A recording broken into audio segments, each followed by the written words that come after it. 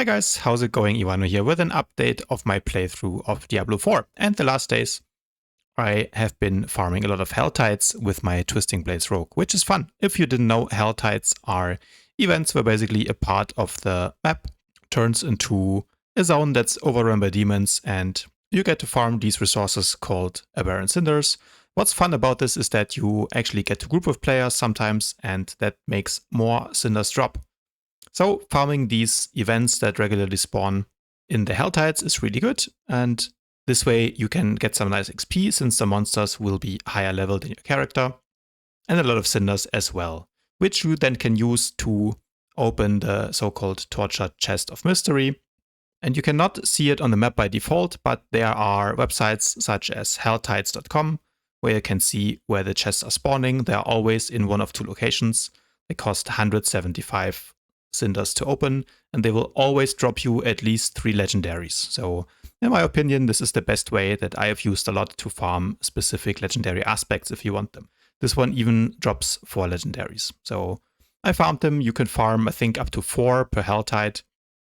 And then on the helltides.com websites, which I'll link in the description below for you guys as well, you can see exactly when the next Helltide will start as well. So really cool, and I had a lot of fun farming those. Then I did some Nightmare Dungeons. You can see Twisting Blades, even though, again, it has been nerfed a while ago, absolutely blowing through these packs, no matter if they're elite or not. They just get absolutely murdered. The damage is still crazy. The only real danger you have is if the enemies are Cold Enchanted. Honestly, Cold Enchanted is just a little bit OP. If you don't have Unstoppable ready, then they will just chain freeze you and you can't really do much. But yeah, here, for example, I focus on taking out the Cold Enchanted elites, and then this last stand event is always fun. Then I ran some more Nightmare Dungeons. This is of course one of the final bosses, and even though he's 3 levels above me, he just absolutely melts. Yeah, Twisting Blades for sure, one of the best classes for both AoE clearing and also single target damage.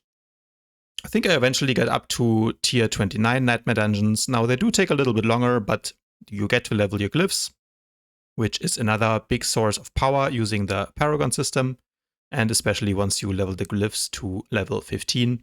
Yeah, you get a lot more bonuses. So I focused on that, got my first glyph to level 15, and just kept spamming those Nightmare Dungeons.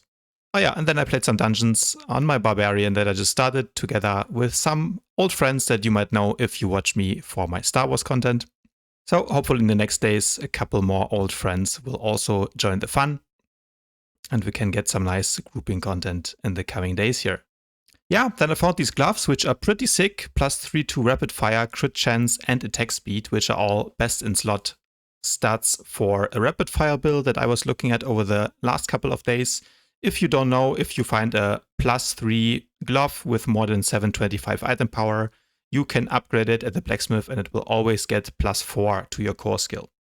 So I decided to respec to rapid fire, a build that I wanted to try out for a while. This is my gear, a couple of pieces I took over from the Twisting Blades build, but most of it is new, specific to kind of this ranged playstyle, giving you a lot more attack speed. We're still using the Poison Trap in that build.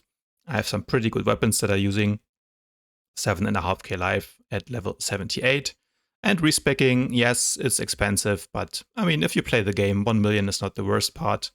So I spec into rapid fire, I'll spare you the details. Maybe I'll make a build guide at some point, but for now, so basically it uses Shadow Imbue, it uses a Poison Trap, you do not need a basic attack, you just right-clicking enemies and they all explode from the shadow damage. You can see some examples here, and even though the Treasure Goblin tries to juke me, I eventually catch up and one-shot him. So yeah, rapid fire, I've been having a lot of fun. I just started it today. This is an elite pack, just getting one-shot. I didn't even have my Shadow Clone ultimate, but yeah, everything just kind of explodes. And of course, the big advantage is that you're a ranged class, so you don't necessarily have to go into melee range, which I think will make it a lot safer if I eventually go up against some higher tier Nightmare Dungeons or maybe also Uber Lilith. Alright, that's all I have for today, guys. Hopefully you enjoyed this little video. If you did, please leave it a thumbs up, subscribe to my channel, and I'll see you guys tomorrow.